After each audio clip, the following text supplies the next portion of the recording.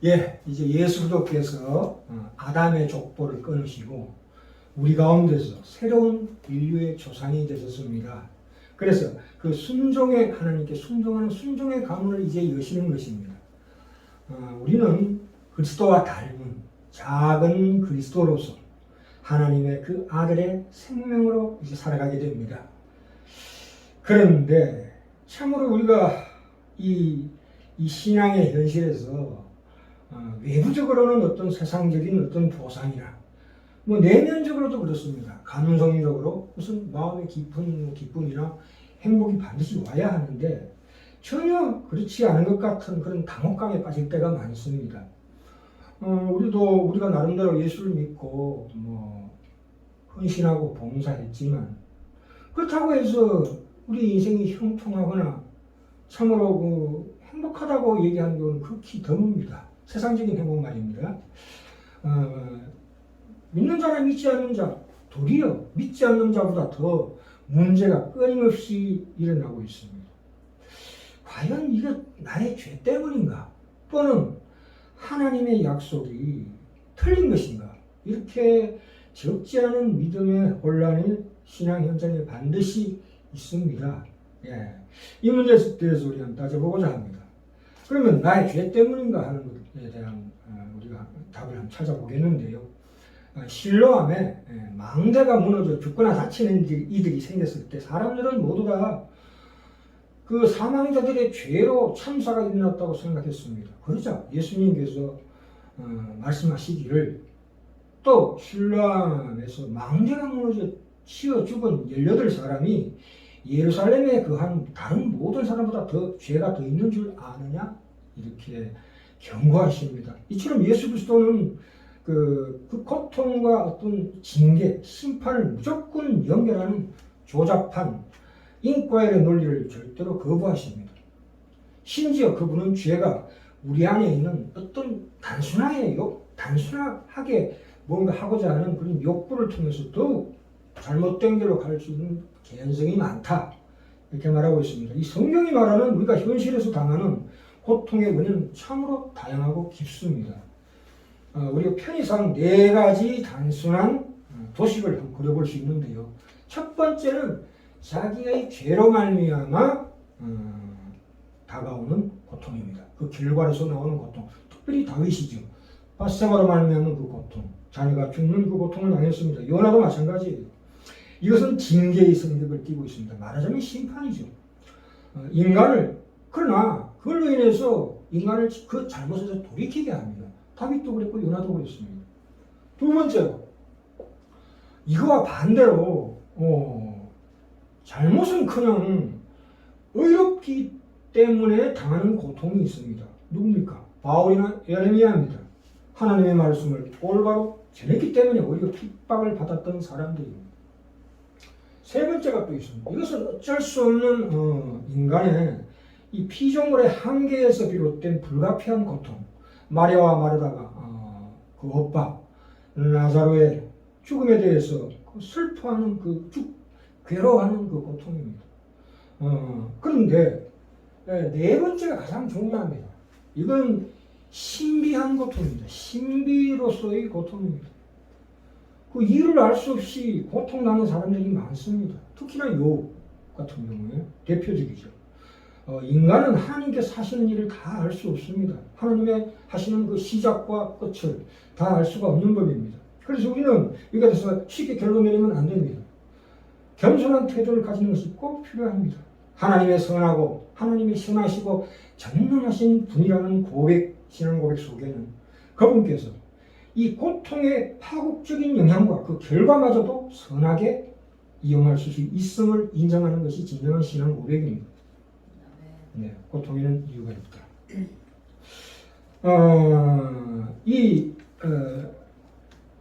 하나님의 사랑이 오늘 나에게 예수 그리스도의 십자가의 뒤를 잇는 고난과 순종의 현실을 요구합니다. 그것이 히브리서의 답입니다.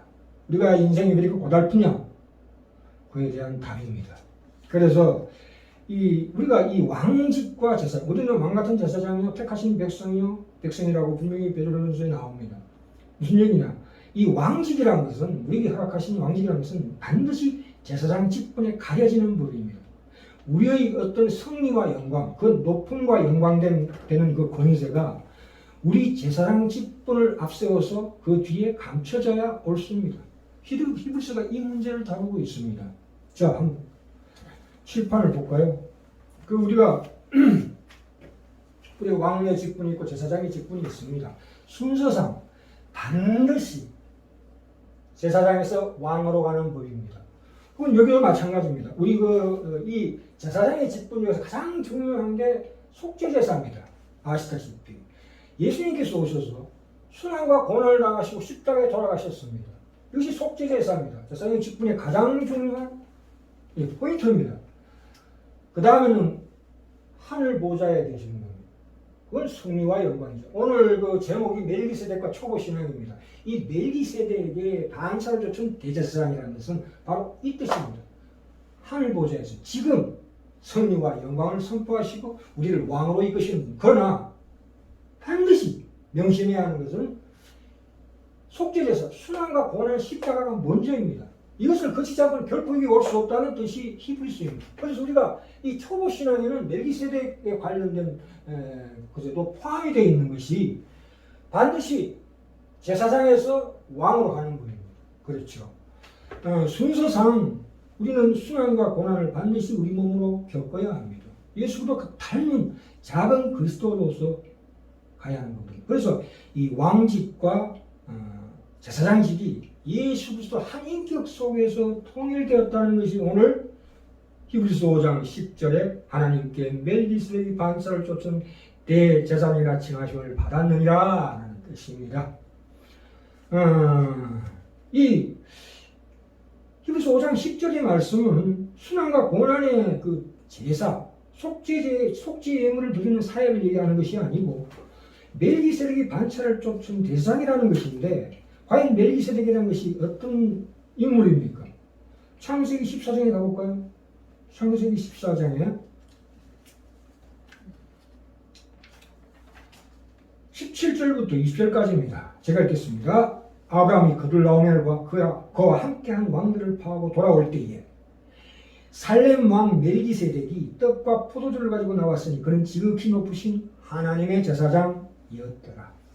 하나님의 제사장이었다. 지금 하나님 우편에서 지금도 우리를 위해서 제사장 역할을 하고 계신 예수 그리스도의 상징적인 인물입니다. 시작도 없고 끝도 없고 어느 날 갑자기 하늘에서 내려왔다가 잠깐 이 멜기세덱이 이 아브라함에게 축하하기 위해서 나온 자입니다. 제사를 드리러 나온 것이 아니고 영접하기 위한 떡과 포도주를 가지고 나온 자예요. 이것이 가는 의미는 이 순환과 고난의 제사장의 의미하고는 전혀 다릅니다. 떡과 포도주를 가지고 드디어 승리한 아브라함을 마중 나온 왕으로서의 제사장이에요. 그럼 우리 어떻습니까? 우리가 아브라함이에요. 우리가 승리했을 때, 그 고난과 순환을 십자가를 온전히 졌을 때 비로소 하늘에서 예수 그리스도께서 왕 되신 예수 그리스도께서 우리를 축하하러 내려오시는 왕으로서의 제사장이다. 우리가 그 뒤를 잇는 자가 된다. 그래서 우리가 멜기세덱의 반차를 쫓은 제사장이 했을 때 그것만 바라보시면 안 돼요. 그건 초보 신앙입니다. 승리가 아니고 그 전에 십자가의 순환과 고난이 먼저다. 내 십자가를 지는 것이 먼저다. 이 뜻입니다. 히브리서 9장 24절에도 나옵니다. 9장 24절 볼까요? 9장 24절 그리스도께서는 참 것의 그림자의 손으로 만든 성소에 들어가지 아니하시고 오직 참 하늘에 들어가서 이제 우리를 위하여 하나님 앞에 나타나시고 말씀하고 있습니다. 이 우리가 지상 성소에는 승리와 영광이 예표되어 있지 않습니다. 우리를 구원해야 할 예수 그리스도의 제사장직의 속죄제는 이제 그 순환과 고난 십자가로 끝나고 이제 그 직분이 완성되고 그 직을 다 수행하시고 예수 그리스도께서 가 계신 곳은 이 속죄제를 드리는 제단이 아니라 하늘 보좌인 것입니다. 승리와 영광의 자리입니다. 거기서 우리를 위하여 담당하시는 일은 우리의 성질을 위한 제사장 직분입니다. 그래서 이 왕직과 제사 직분이 예수 그리스도 안에서 인격 안에서 통일된 일이 구약 스가랴서 6장 13절에도 예언되고 있는 것입니다. 그가 여호와의 전을 건축하고 영광도 얻고 그 위에 앉아서 다스릴 것이요 또 제사장이 자기 위에 있으리니 이 두 사이에 평화와 의논이 있으리라. 다스리는 왕직과 우리를 구원하는 제사장직이 한 인격 속에서 통일될 것을 예언하고 있습니다. 예수 그리스도의 제사장 직분은 우리를 죄와 사망에서 구출하는 일만 있는 것이 아니라 우리를 마침내 영광의 면류관을 쓰는 자리에 세우기까지 지금도 멈추지 않을 것입니다. 거기까지 우리를 완성하도록 그의 제사장 직분이 이어지리라는 것이 이 히브리서에서 말하고 있는 것입니다. 그래서 오늘 지금 현재를 사는 우리에게는 예수 그리스도와 함께하는 고난이 반드시 필요하다. 자신의 십자가를 반드시 져야 한다. 수고하고 무거운 자를 다 내게로 오라. 내가 너희들에게 짐지는 법을 가르쳐 주겠다. 내 짐은 쉽고 가볍다. 이렇게 말씀하고 있는 것입니다. 우리가 지금 당하는 우리가 마치 짐진 것까지 애통해야 하는 그런 모든 일들은 하나님께서 우리 완성을 위해서 왕같은 제사장을 만들어주기 위한 그 제사장 직분의 연장선상에서 반드시 필요로 하는 것이라고 성경이 가르치고 있습니다. 그래서 지금 그 히브리서 12장에 나중에 할 건데요. 우리가 지금 있는 곳은 율법을 받는 그 두려워하는 하나님 앞에서의 이스라엘 백성 같은 그런 존재가 아니라 이거. 너희는 시온산 밑에 있다. 이 모세가 율법을 받을 때 시내산 아래 율법을 선포했거든요. 근데 우리는 그것이 아니라 그걸 넘어서 징계를 지나서 드디어 은혜로움은 시온산입니다. 하나님의 도성이요 예루살렘이요 천만 천사와 함께 하신 하나님께 부름받은 깨끗한 성도들 속에 있는 것입니다. 우리가 세상에서 당하는 모든 고난은 우리를 완성시키려는 하나님의 깊고 높으신 뜻에 의한 것이요 합력하여 선을 이루어주시는 하나님의 간섭의 결과입니다. 자, 이제 오늘 초보 신앙에 대해서 함께 은혜 받고자 합니다. 이 하나님은 이 창세기부터 요한계시록까지 한눈에 다 보고 계십니다. 시간 밖에서 시간 넘어 계신 분이십니다. 그 영원의 시간 속에서 이미 다 이루시고 우리는 그 시간의 여정 속에서 그것을 하나하나 경험하며 나가는 것입니다. 결국 예수도 왕으로서 통치하셔 이 땅에 침노하실 것입니다. 그때까지 우리는 이 거룩한 영적인 전투를 계속 해야 됩니다. 자, 여기서 우리가 잠깐 간과하고 지나가는 어떤 그 초보 신앙에 관련된 예를 딱 한 가지만 들겠습니다. 우리가 보통 그 예수를 믿는 이유가 천국에 가기 위해서라는 말을 듣습니다.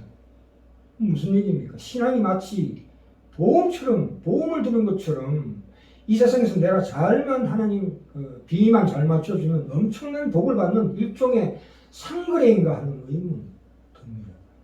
예수 천당이라는 보험은 나름대로 의미가 있지만 우리가 예수 그리스도께서 무엇을 가르치십니까? 나는 부활이요 생명이니 나를 믿는 자는 죽어도 살겠고 무릇 살아서 나를 믿는 자는 영원히 죽지 아니하리니 이것을 네가 믿느냐? 이렇게 말하고 있습니다.